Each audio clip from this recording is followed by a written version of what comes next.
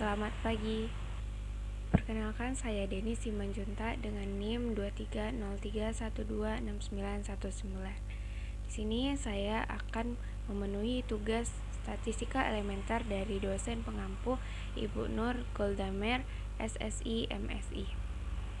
Di sini saya akan menjawab 5 pertanyaan. Langsung saja, di sini saya akan membahas pertanyaan pertama. Pertanyaan pertama adalah apa yang dimaksud dengan data diskrit? Berikan contohnya. Data diskrit adalah data dalam bentuk angka yang hanya menampilkan angka dan dihitung dengan jumlah yang bersifat bilangan bulat. Jadi, dalam data diskrit ini bukan bersifat bilangan yang pecahan ataupun desimal. Oke. Contoh data diskrit yaitu jumlah hari dalam seminggu, sebulan, dan setahun.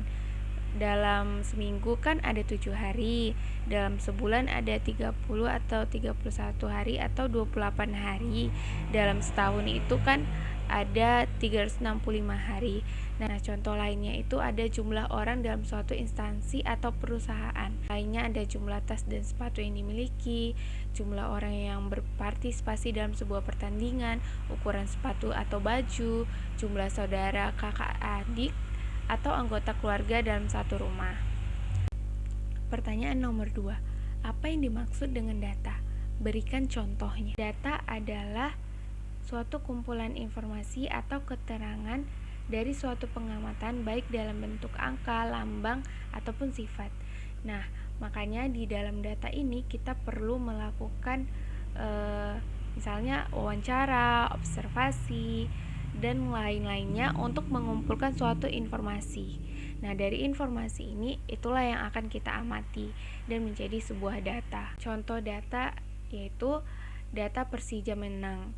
Nah, dari contoh ini kita kan bisa mengumpulkan informasi mengenai berapa kali Persija menang dalam setahun gitu, atau berapa banyak Persija menang dalam sebulan gitu, dan lain sebagainya. Kemudian untuk contoh lainnya itu ada kecelakaan di jalan raya.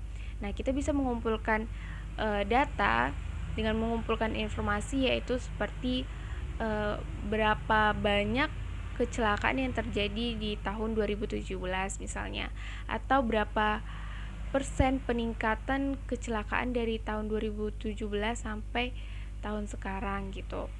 Kemudian ada harga telur dan ayam potong.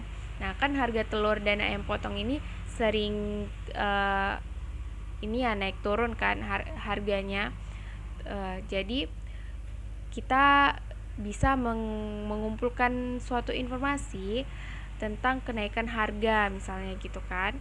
Kemudian ada contoh lagi naiknya harga bahan bakar seperti contoh yang tadi. Terus ada minuman jus sayur.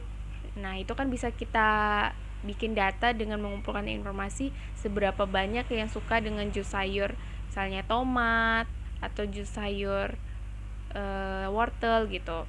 Kemudian ada konstruksi jalanan, terus ada harga handphone terbaru dan laptop terbaru, dan contoh terakhir ada harga sayuran dan buah-buahan. Pertanyaan ketiga, berikan 3 contoh suatu data yang merupakan data kualitatif. Untuk mengetahui contoh data kualitatif, perlu kita ketahui definisi data kualitatif tersebut. Data kualitatif adalah suatu informasi tentang objek atau subjek yang tidak dapat dihitung dengan angka, namun dapat dilihat atau dirasakan. Nah, biasanya pengumpulan data kualitatif ini dengan audio, gambar. Contohnya adalah pertama, pasar tradisional di Jakarta selalu ramai di pagi hari karena banyak orang yang berbelanja di sana.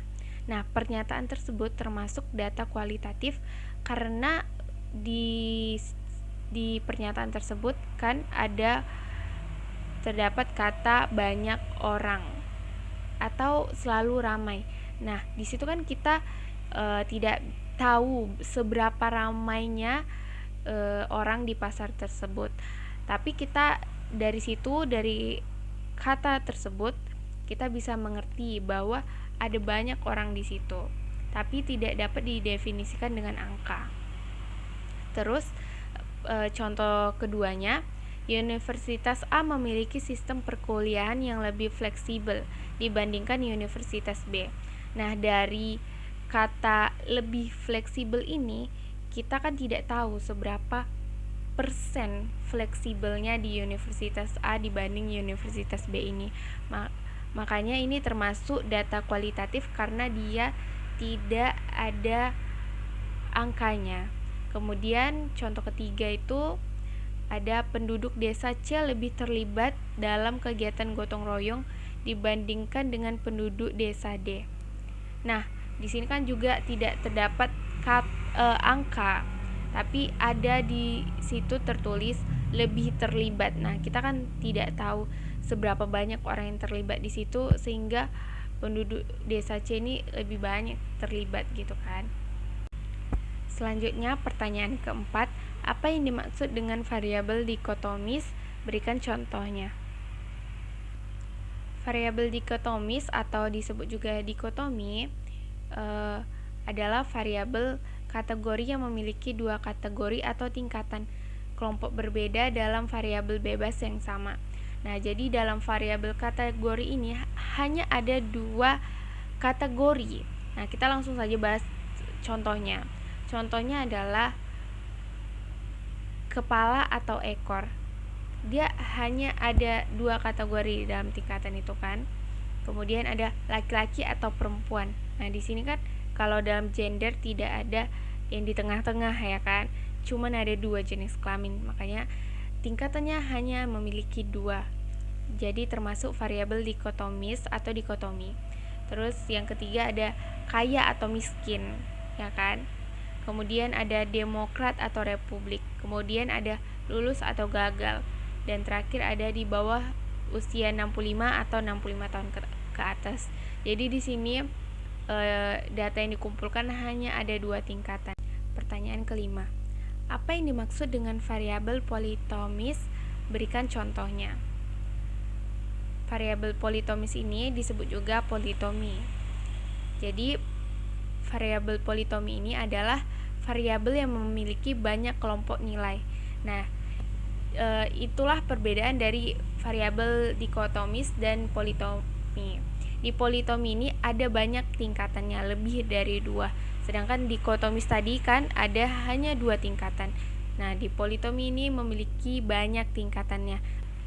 Contoh variabel politomi, pertama ada tingkatan penjualan produk, yaitu tinggi, sedang, rendah.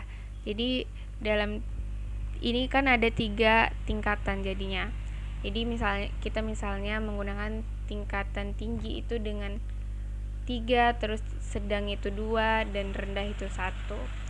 Kemudian contoh berikutnya ada tingkatan kepuasan, yaitu kan ada sangat puas, puas, netral, tidak puas, sangat tidak puas.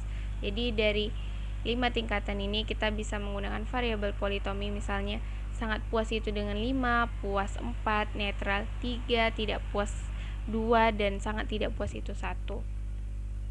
Dan banyak contoh lain. Baik, saya sudah menjawab kelima pertanyaan tersebut. Sekian dari saya, terima kasih.